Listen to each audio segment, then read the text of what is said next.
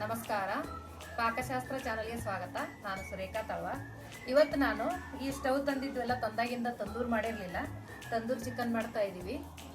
Tandoor chicken ತುಂಬ ಈಸಿಯಾಗಿ ಮಾಡ್ಕೋಬಹುದು. ಟೇಸ್ಟ್ ಅಂತೂ ಸೂಪರ್ ಆಗಿರುತ್ತೆ, ಎಣ್ಣೆ ಇರಲ್ಲ. ಬನ್ನಿ ತಂದೂರು ಚಿಕನ್ ಯಾವ ಥರ ಮಾಡೋದು ಮತ್ತು ಇದಕ್ಕೆ ಏನೇನು ಸಾಮಗ್ರಿಗಳು ಹಾಕಿದ್ದೀನಿ ಅಂತ ತೋರಿಸ್ತೀನಿ. ಇದಕ್ಕೆ ಚಿಕನ್ ಲೆಗ್ ಪೀಸು ಒಂದು 5 ತೊಗೊಂಡು ತೊಳೆದಿಟ್ಟಿದ್ದೀನಿ. ಅರ್ಧ ನಿಂಬೆ ಹಣ್ಣು, ತಂದೂರಿ ಚಿಕನ್ ಮಸಾಲ ಸ್ವಲ್ಪ ಬೇಕಾಗುತ್ತೆ, ತುಪ್ಪ 1 ಟೇಬಲ್ ಸ್ಪೂನು, 2 ಟೇಬಲ್ ಸ್ಪೂನ್ ಗಟ್ಟಿ ಮೊಸರು, ಅಚ್ಚ ಖಾರದ ಪುಡಿ 1 ಟೇಬಲ್ ಸ್ಪೂನು, ಶುಂಠಿ ಬೆಳ್ಳುಳ್ಳಿ ಪೇಸ್ಟು 1 ಟೇಬಲ್ ಸ್ಪೂನು, ಅರ್ಧ ಟೇಬಲ್ ಸ್ಪೂನ್ ಅರಿಶಿನ ಪುಡಿ, ಅರ್ಧ ಟೇಬಲ್ ಸ್ಪೂನ್ ಗರಂ ಮಸಾಲ, ಅರ್ಧ ಟೇಬಲ್ ಸ್ಪೂನ್ ಧನಿಯಾ ಪುಡಿ, ರುಚಿಗೆ ತಕ್ಕಷ್ಟು ಉಪ್ಪನ್ನ ತೊಗೊಂಡಿದ್ದೀನಿ. ಇವಾಗ ಮಾಡೋ ವಿಧಾನ ನೋಡ್ಕೊಳ್ಳೋಣ. ಒಂದು ಬೌಲಲ್ಲಿ ನಾನು ಅಚ್ಚ ಖಾರದ ಪುಡಿ, ಅರಿಶಿನ ಪುಡಿ, ಧನಿಯಾ ಪುಡಿ, ಗರಂ ಮಸಾಲ ಮತ್ತು ಉಪ್ಪನ್ನ ಹಾಕ್ತಾಯಿದ್ದೀನಿ.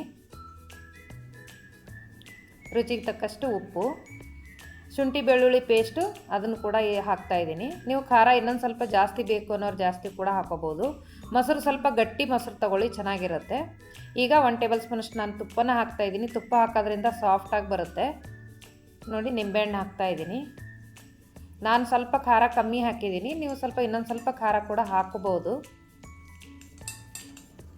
ಇದಕ್ಕೇನು ಕಲರ್ ಆ್ಯಡ್ ಮಾಡಿಲ್ಲ, ಕಾಶ್ಮೀರಿ ರೆಡ್ ಚಿಲ್ಲಿ ಪೌಡ್ರನ್ನೇ ಬಳಸಿದ್ದೀವಿ.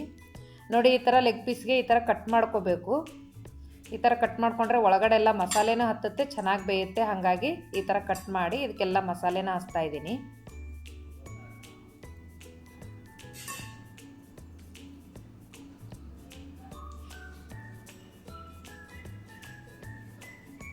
ನೋಡಿ, ನಾನು ಮಸಾಲೆ ಕಲಿಸ್ಕೋಬೇಕಾದ್ರೆ ಮೇನ್ ತಂದೂರು ಮಸಾಲೆನೇ ನಾನು ಮರ್ತಿದ್ದೆ. ಇದಕ್ಕೀಗ ಇವಾಗ ಹಾಕ್ತಾಯಿದ್ದೀನಿ. ಇವಾಗ ಹಾಕಿ ಚೆನ್ನಾಗೆಲ್ಲ ಮಿಕ್ಸ್ ಮಾಡಿಡ್ತಾಯಿದ್ದೀನಿ.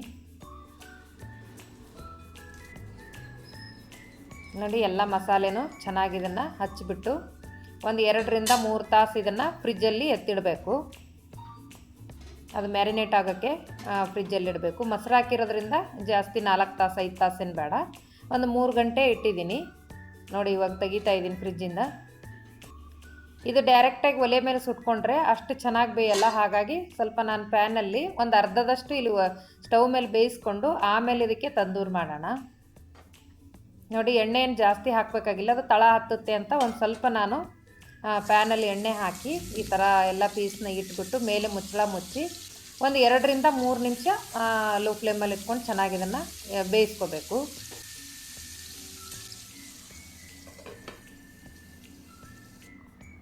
ನೋಡಿ, ಸಣ್ಣ ಉರಿಯಲ್ಲಿ ಇಟ್ಕೊಂಡು ಒಂದು 2 ರಿಂದ 3 ನಿಮಿಷ ನಾನು ಚೆನ್ನಾಗಿ ಈ ಚಿಕನ್ ಪೀಸಸ್ನ ಬೇಯಿಸ್ಕೊತಾ ಇದ್ದೀನಿ. ಸ್ವಲ್ಪ ನೀರು ಬಿಟ್ಕೊಳ್ಳುತ್ತೆ ಸ್ಟಾರ್ಟಿಂಗು, ನೀವು 2 ಸೈಡ್ ಬೇಯಿಸ್ಕೋಬೇಕು. ಈ ಥರ ಇದನ್ನು ತಿರುಗಿಸಿ ಹಾಕಿ ಮತ್ತೆ ಸ್ವಲ್ಪ ಸಣ್ಣ ಉರಿಯಲ್ಲಿ ಇನ್ನೊಂದು ನಿಮಿಷ ನಾವು ಇದನ್ನು ಬೇಯಿಸ್ಕೊಳ್ಳೋಣ.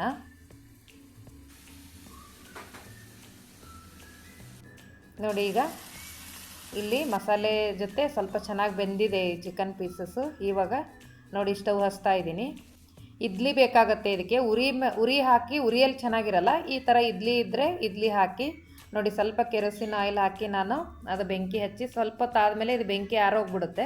ನೋಡಿ, ಆರಿ ಇಡ್ಲಿ ಎಲ್ಲ ಕೆಂಡ ಆಗುತ್ತೆ. ಕೆಂಡ ಆದಮೇಲೆ ಇದ್ರ ಮೇಲೆ ಸುಟ್ಟು ಮಾಡಿದ್ರೆ ತಂದೂರಾಗಲಿ ಮತ್ತು ಬದನೆಕಾಯಿ ಭರ್ತಾ ಮಾಡಬೇಕಂದ್ರೆ ಬದನೆಕಾಯಿ ಸುಟ್ಕೊಳ್ಳೋದಕ್ಕೆ ಈ ಥರ ಬೆಂಕಿಯಲ್ಲಿ ಮಾಡೋ ಅಡುಗೆಗಳನ್ನೆಲ್ಲ ತುಂಬ ಚೆನ್ನಾಗಿ ಮಾಡ್ಕೋಬೋದು ಈ ಒಲೆ ಮೇಲೆ.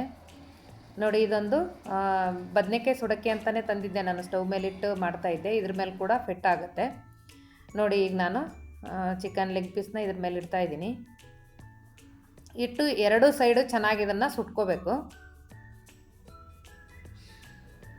ನೋಡಿ, ಬೆಂಕಿ ಕೆಂಡ ಹಾಗೆ ಬೂದಿ ಆಗ್ತಾ ಇರುತ್ತೆ. ನಾವು ಸ್ವಲ್ಪ ಸ್ವಲ್ಪ ಇಡ್ಲಿ ಹಾಕಿ ಅದೇ ಥರ ಕೆಂಡನ ಮಾಡ್ಕೋಬೇಕು. ಈ ಸ್ಟವ್ ಆನ್ ಮಾಡಿದ ತಕ್ಷಣ ಕೆಳಗಡೆಯಿಂದ ಗಾಳಿ ಬರ್ತಾ ಇರುತ್ತೆ, ಏನು ಆಫ್ ಆಗಲ್ಲ.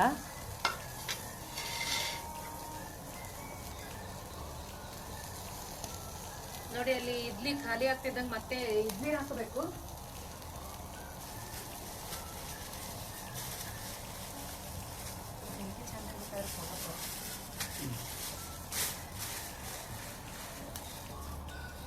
ನೋಡ್ರಿ, ಈ ಥರ ಇಡ್ಲಿ ಮತ್ತೆ ಹಾಗೆ ಹಾಕ್ತಾ ಇರಬೇಕು.